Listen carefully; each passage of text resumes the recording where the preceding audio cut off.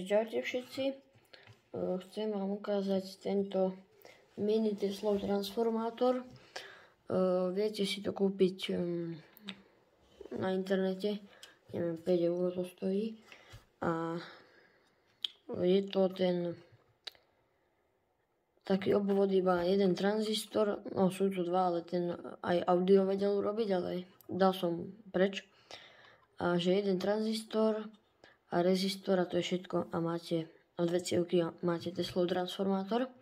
Len tento vedel aj audio hrať. Takže idem vám ho ukázať, ako funguje. Ok, takže zhasnem si ešte svetlo a ukážem vám. Zapneme ho. Počkajte. A tu vidíte výboj.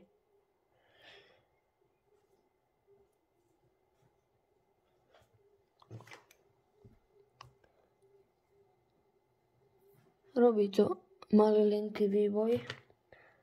Trošku vám to priblížim.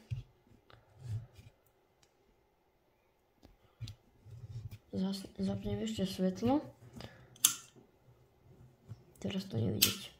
Takto.